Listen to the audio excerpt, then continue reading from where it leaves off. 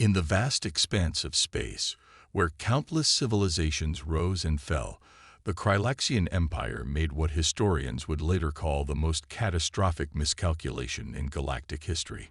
They had conquered 12 systems, subjugated hundreds of species, and believed they had mastered the art of invasion. Then they found Earth. High Admiral Zextal stood before the Strategic Council, his crystalline exoskeleton gleaming under the purple light of their flagship's command chamber. His secondary hearts pulsed with excitement as he presented what he believed to be the perfect conquest strategy. "The humans are peculiar," he announced, mandibles clicking in what passed for amusement among his kind. "They invest extraordinary resources in raising their young, yet they gather them in poorly defended structures for most of their daily cycle." The council members chittered in agreement, their compound eyes reflecting the holographic display of Earth's schools and daycare centers.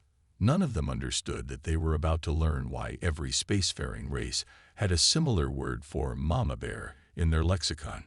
"Our analysis shows that acquiring approximately 10,000 of their younglings will paralyze their society," Zextal continued. "They will submit rather than risk harm to their offspring.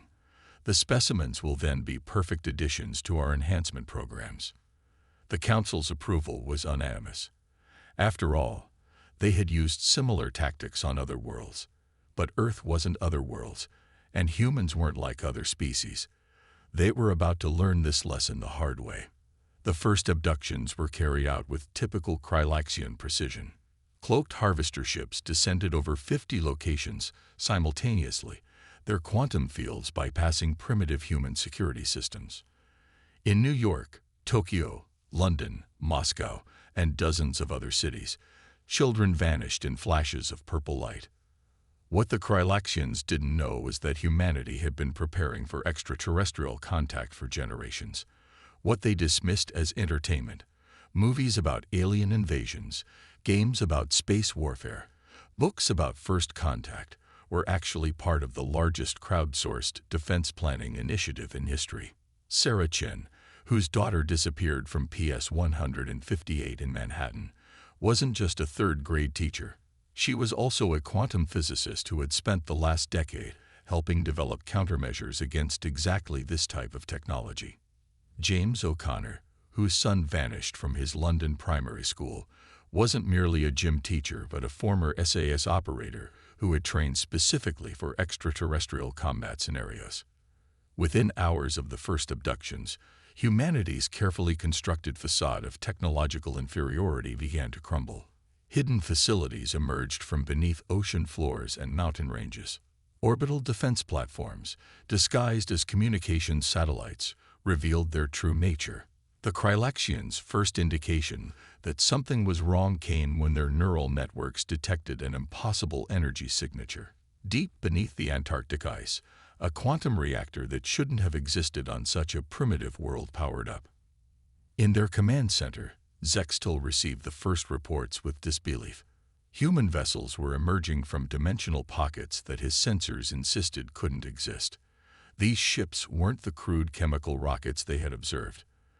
They were warships that combined technologies from a dozen different theoretical approaches to space combat.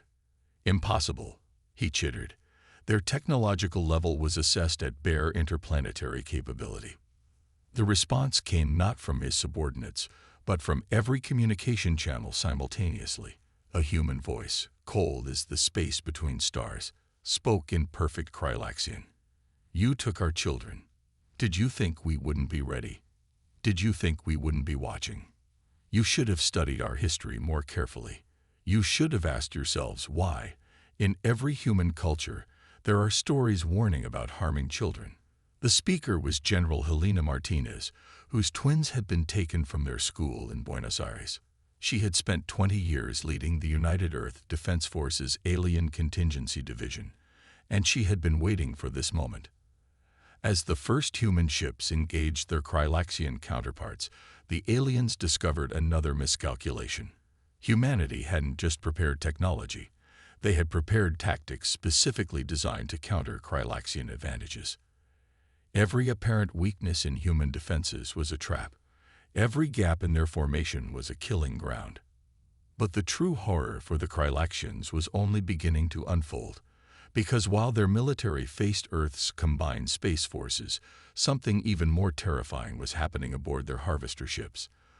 The children, who they had assumed would be passive captives, were proving to be anything but. In 50 ships across Earth orbit, 10,000 kids who had grown up on stories of resistance, who had played games preparing them for exactly this scenario, who had been subtly trained through everything from school drills to summer camps, began to act. And their captors were about to learn why human children were considered the most creative chaos agents in their society. The Krylaxian Empire had made many mistakes in its long history of conquest, but taking human children, that wasn't just a mistake. That was an invitation to witness why humanity had survived every catastrophe its harsh world had thrown at it. The galaxy was about to learn why you never, ever threaten human children. The war had begun, and it would reshape the galaxy's understanding of humanity forever. The first wave of Earth's counterattack came not with the expected chaos of a primitive species, but with the calculated fury of a civilization that had spent generations preparing for this moment. Aboard the Krylaxian command ship, High Admiral Zextal watched in mounting horror as his carefully constructed invasion plan collapsed in ways their strategic simulations had never predicted.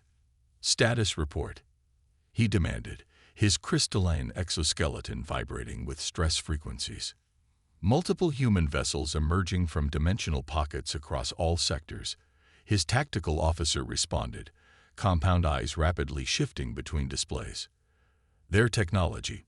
Sir, they're using modified versions of Arcturian phase drives, Centaurian shield matrices, and weapon systems we've never encountered." The truth was devastating in its simplicity. While the Krylaxians had been watching Earth, studying its apparent primitive technology and calculating the perfect conquest strategy, humanity had been watching back. Every failed alien incursion over the past century, every crashed scout ship, every piece of technology that had supposedly burned up in Earth's atmosphere, all had been carefully collected, studied, and improved upon. In orbit above Tokyo, the UED's parental guidance, commanded by Captain Yuki Tanaka, demonstrated exactly why human ships didn't follow conventional alien design philosophies. The vessel's quantum architecture could reconfigure itself mid-battle, adapting to enemy tactics in real time. As Krylaxian warships fired their supposedly unstoppable plasma arrays, the human vessel's hull flowed like liquid mercury, channeling the energy back at its attackers. "You analyzed our fiction," Tanaka transmitted to her opponents. "You should have paid more attention to our documentaries about animal parents protecting their young." The Krylaxians learned too late that their perfect strategy had activated protocols that humanity had hoped never to use. In hidden bases across Earth, special units composed entirely of parents whose children had been taken were deploying with equipment that merged human ingenuity with reverse-engineered alien tech. Dr. Marcus Webb, whose daughter had been taken from her school in Sydney, led the first boarding action against a Krylaxian harvester ship. His team moved through the alien vessel like ghosts, their adaptive camouflage systems making them nearly invisible. But it wasn't just their technology that made them lethal. It was their motivation. "Remember," Webb's voice was steady in his team's comm systems, "these are the beings who thought taking our kids was a good idea. Let's educate them on why that was a mistake." The Krylaxians had expected resistance. They had planned for military response. What they hadn't planned for was the combination of advanced technology and parental determination. Every human soldier moving through their ships was fighting with the focused intensity that came from knowing their children were somewhere aboard. Meanwhile, in the harvester ship's holding areas, the children were proving to be far from helpless. Years of subtle preparation through education systems worldwide had given them tools their captors never anticipated. 10-year-old Aisha Patel, daughter of a quantum computing specialist, had already figured out how to access the ship's neural network through what the Krylaxians thought was a simple entertainment terminal provided to keep the children docile. "Their security is weird," she explained to her fellow captives, her fingers dancing across the alien interface. but it's basically like the puzzles in Cosmic Defenders 3. You know, that educational game they made us play in computer lab. What the Krylaxians didn't realize was that many of Earth's most popular children's games had been designed by military think tanks, carefully crafting scenarios that would prepare young minds for potential alien encounters. Every puzzle solved, every strategy game won, had been preparation for this moment. In Earth's orbital defense headquarters, General Martinez watched the unfolding chaos with grim satisfaction. The Krylaxians had committed the ultimate tactical error. They had given their opponents nothing left to lose while simultaneously providing them with the most powerful motivation possible. All units, she broadcast. Operation Mama Bear is in full effect. Remember your training, remember your objectives, and remember why we fight. The response was immediate and overwhelming. Human ships began executing maneuvers that the Krylaxians had deemed theoretically impossible. Vessels seemed to phase through solid matter, appearing inside their enemies' shield perimeters. Weapons fired projectiles that didn't so much penetrate Krylaxian hulls as ignore them completely, striking vital systems with surgical precision. But perhaps most terrifying for the invaders was the discovery that humans had developed countermeasures specifically for Krylaxian technology. Their supposedly unbreakable encryption was being bypassed by systems that appeared to have been waiting for exactly this confrontation. Their neural networks were being overwhelmed by attack patterns that exploited weaknesses they hadn't known existed. High Admiral Zextal watched his tactical display with growing dread as more human ships emerged from hiding. They weren't just fighting back. They were executing a coordinated strategy that suggested years of preparation. Each human vessel moved with purpose, herding Krylaxian ships into precisely calculated killing zones. How? He demanded of his analysts. How did they hide all of this? The answer came in the form of a transmission from a human vessel, text only, in perfect Krylaxian script. You thought our entertainment was just stories. You thought our games were just games. You thought our children were just children. You thought wrong. As the battle raged across Earth's orbit, one thing became abundantly clear. Humanity hadn't been surviving on a death world by accident. They hadn't developed their technology in isolation. Every piece of alien tech that had ever reached Earth had been analyzed, improved, and incorporated into their defense plans. The sleeping giant wasn't just awake. It had been awake all along, watching, waiting, and preparing. And now, with their children in danger, humanity was showing the galaxy exactly why Earth had been classified as a death world by the few alien species who had survived encountering its inhabitants. The Krylaxian Empire was about to learn that their perfect invasion plan hadn't just failed. It had awakened something that would reshape the power dynamics of the entire galaxy. And this was only the beginning. The Krylaxian Empire had never encountered anything like the human response to their invasion. As their ships burned in Earth's orbit, a new phase of the conflict began. One that would demonstrate why taking human children wasn't just a tactical error. It was an evolutionary mistake. Commander Diana Rivera, whose son had been taken from his school in Mexico City, led the first successful infiltration of the Krylaxian mothership. Her team moved through the vessel's quantum corridors like wraiths, using technology that made the aliens' advanced sensors worse than useless. Remember, she whispered into her team's neural link, we're not just here for our kids. Intel suggests they've got children from other species. We free them all. What the Krylaxians had never understood was that humanity's apparent technological backwardness had been carefully crafted camouflage. Every human infiltrator wore battle suits that looked like simple tactical gear, but incorporated technology from a dozen different worlds, all improved upon by human engineers who had spent generations preparing for this moment. In the mothership's holding sectors, the alien guards were learning another harsh lesson about their prisoners. The human children weren't just resisting. They were organizing. 12-year-old Marcus Chen, son of a behavioral psychologist, had already established a complex communication network using nothing but hand signals and playground games. They don't understand why we keep playing duck, duck, goose. He explained to a group of bewildered alien children from various species who shared their containment area. They think we're just being silly. They don't realize we're mapping their patrol patterns. The alien children, many of whom had been harvested from other worlds for the Krylaxians' enhancement programs, watched in fascination as their human counterparts demonstrated a kind of resistance they had never imagined possible.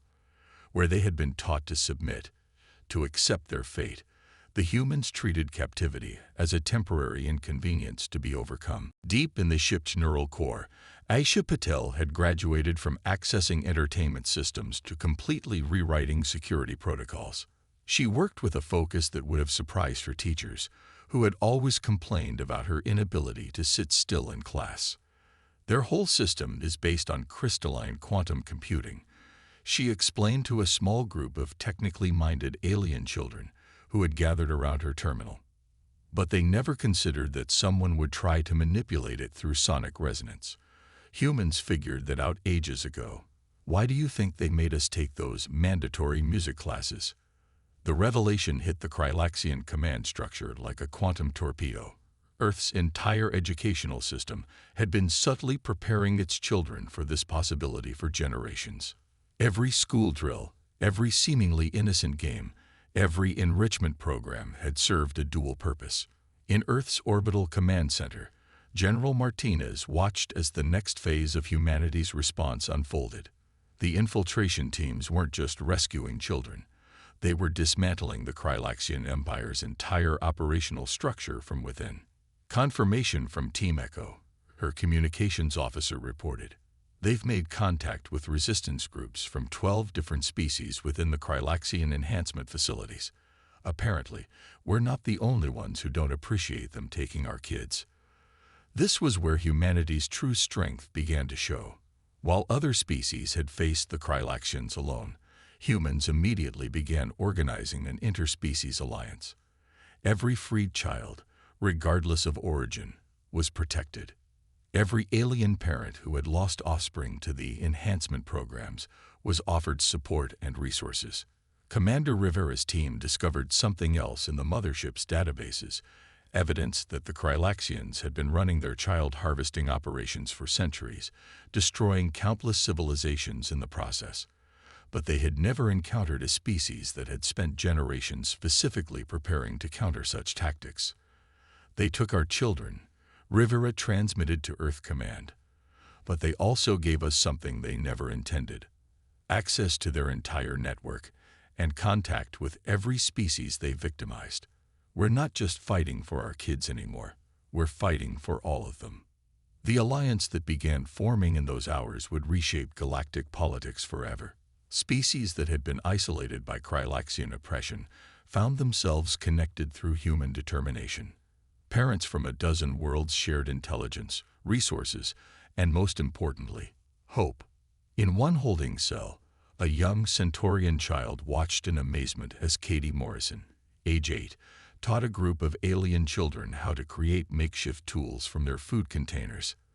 The games humans had dismissed as simple entertainment, building blocks, puzzle solving, resource management, had prepared them for exactly this kind of adaptation. The funny thing is, Katie explained while fashioning what looked suspiciously like a lockpick, "My mom always said I spent too much time playing with my food. Bet she's proud now." The Krylaxian guards were facing an unprecedented situation. Their carefully segregated holding facilities were becoming impromptu resistance training camps, with human children teaching their alien counterparts the fine arts of creative disobedience and systematic chaos. High Admiral Zextel, watching the situation spiral further out of control, finally began to understand the true magnitude of their error. They hadn't just attacked a species, they had attacked an idea. Humans hadn't just prepared to protect their own children. They had instinctively extended that protection to every child they encountered. "They're organizing the others," he reported to the Strategic Council, his crystalline form vibrating with stress frequencies. "Not just their own offspring, all of them. They're teaching them, leading them, showing them how to resist." The response from a human infiltration team's broadcast said it all. You thought taking our children would weaken us. Instead, you gave us access to your empire's next generation. We're not just fighting you. We're showing them how to fight you too. Every child you took is learning why humanity survived on a death world, and they're teaching their friends. As Operation Parent Trap reached its crescendo, the galaxy witnessed something unprecedented, a species that turned captivity into opportunity, defeat into revolution, and most importantly, transformed isolated victims into a unified force for change. The war for the children had become something more. It had become a war for the future of galactic civilization itself, and humanity was just getting started. The fall of the Krylaxian Empire began not with a massive space battle or a singular decisive strike, but with a simple message transmitted simultaneously across their entire neural network. We are humanity. You took our children. Now we're taking your empire. Within hours, the full scope of human military capability revealed itself in ways that shattered Krylaxian military doctrine. Hidden quantum arrays activated throughout their territory, disrupting their supposedly impenetrable defense grids. Ships emerged from dimensional pockets that shouldn't have existed, appearing inside heavily fortified systems that had never known defeat. Admiral Sarah Chen, now commanding the UEDS Defender's Wrath, led the assault on the Krylaxian core worlds. Her fleet moved with the kind of precision that came from years of simulating this exact scenario.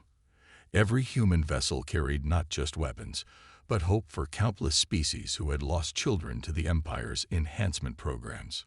All ships, execute Operation Bedtime Story, Chen commanded, her voice carrying the same tone she had used when telling her daughter there were no monsters under the bed.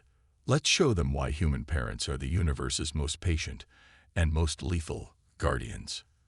The Krylaxians discovered that their greatest weapons were useless against human tactics. Every strategy they had developed over centuries of conquest fell apart against opponents who had spent generations specifically preparing to counter them. But worse than the military defeat was the psychological warfare that humans had unleashed. Throughout the Empire, liberation teams led by human parents were freeing not just their own children, but every child they found. Each rescue operation was executed with a combination of advanced technology and pure parental instinct that proved devastatingly effective. Dr. James Patterson, whose twins had been taken from London, now led a specialized team focusing on dismantling the Empire's enhancement facilities. His background as both a child psychologist and a military strategist proved crucial in understanding how to not just free the children, but help them recover. The Krylaxians thought they could break the spirit of the species they harvested from. He transmitted to the unified fleet. Instead, they created the perfect environment for a revolution. Every child they took is now a beacon of resistance. In facility after facility, young humans were teaching their alien counterparts more than just resistance. They were teaching them hope.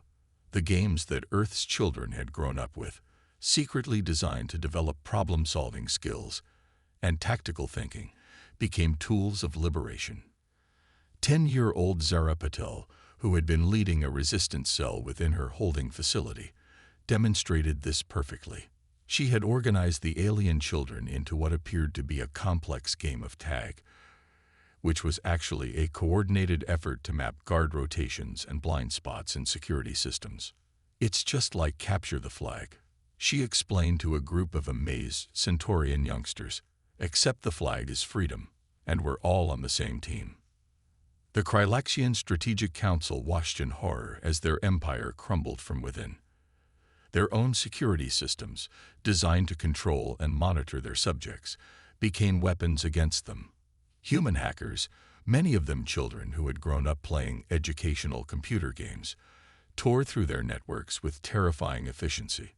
High Admiral Zextal, once confident in his species' superiority, now found himself facing a truth that would reshape galactic history. The Krylaxians hadn't just failed to conquer humanity, they had given them the keys to their entire empire. How? He demanded of his analysts. How did they prepare so thoroughly for this? The answer came from an unexpected source. one of the alien children who had been freed by human forces. "They told us stories," the young Arcturian said. "Stories about never giving up, about protecting the weak, about standing together against bullies. We thought they were just stories. The Krylaxians thought they were just stories. They weren't just stories." Humanity's response to the abduction of their children had become a beacon of hope for species across the galaxy. Every liberation operation demonstrated why Earth had been classified as a death world, not just because of its harsh environment, but because it had produced a species that would stop at nothing to protect not just their own, but any child in need. The final blow to the Krylaxian Empire came not from military might, but from the very children they had sought to exploit. In holding facilities across their territory, young humans had been teaching their alien counterparts more than just resistance tactics.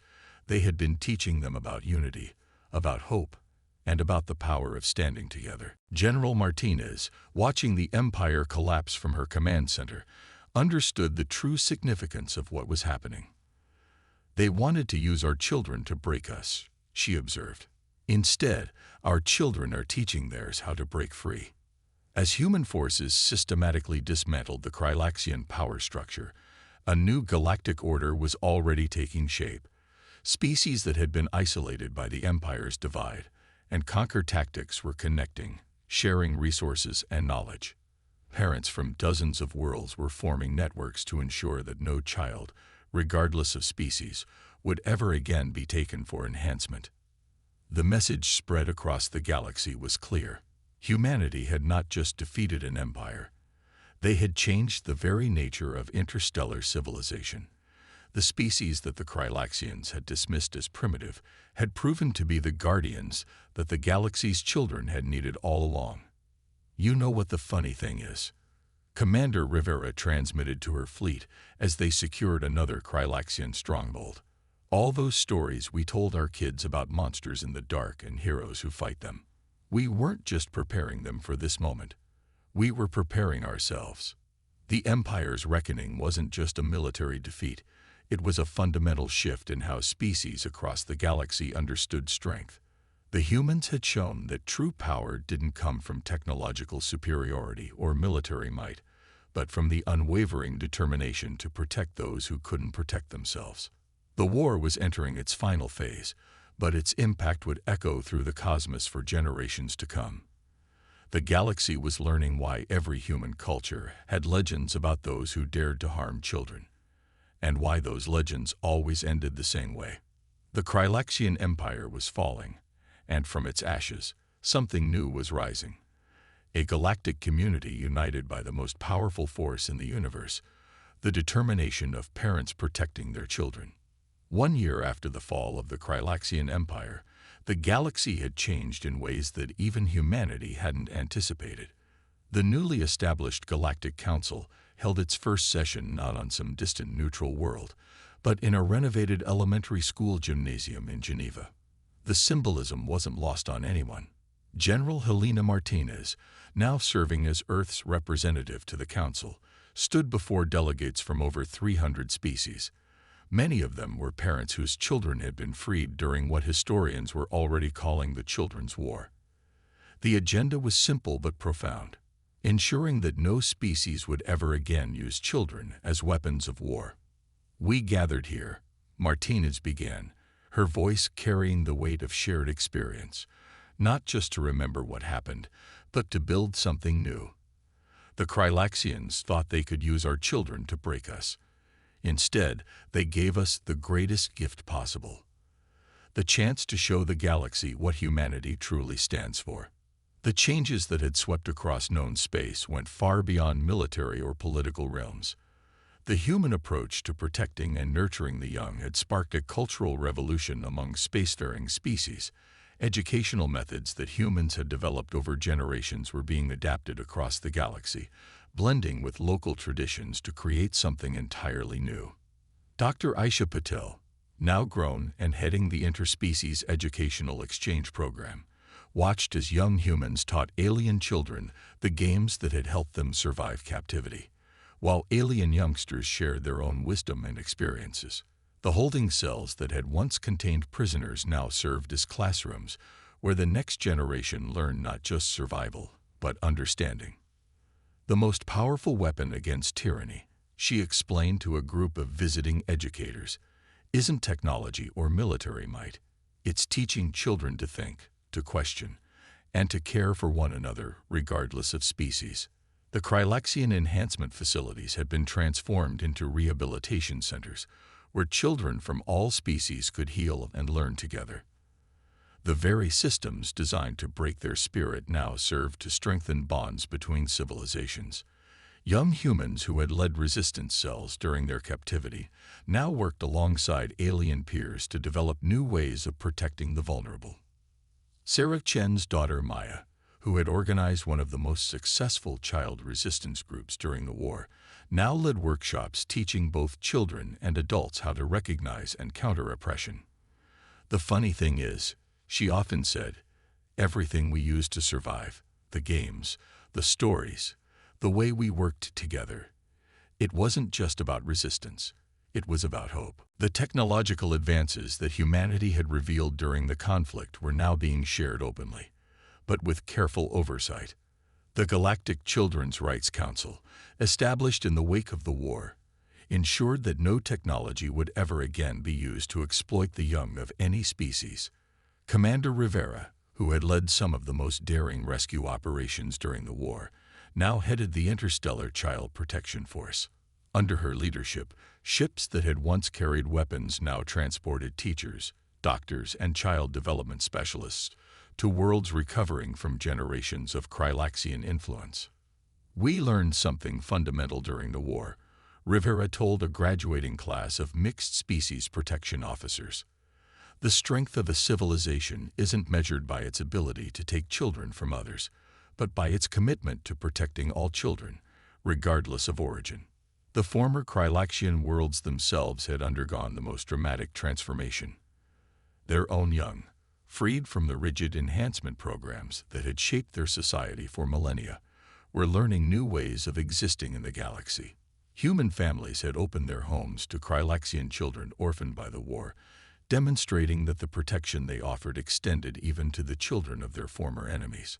High Admiral Zextal, now serving a life sentence, watched from his rehabilitation center as human children played with young Krylexians in what had once been his command center's courtyard. "We thought we understood power," he remarked to his therapist. "We thought taking their children would show us human weakness. Instead, it revealed strength we never imagined possible." The legacy of the Children's War extended far beyond its immediate aftermath. Species that had once viewed each other with suspicion or hostility found common ground in their shared commitment to protecting the young. The human concept of "it takes a village to raise a child" had expanded to encompass entire star systems. New technologies emerged from the collaboration between species, not for warfare, but for protection and nurturing. The quantum networks that had once coordinated military operations now connected children across the galaxy, allowing them to learn from and understand each other in ways their ancestors could never have imagined. Perhaps most significantly, the galaxy had gained a new understanding of humanity. They weren't just the species that had defeated the Krylexian Empire.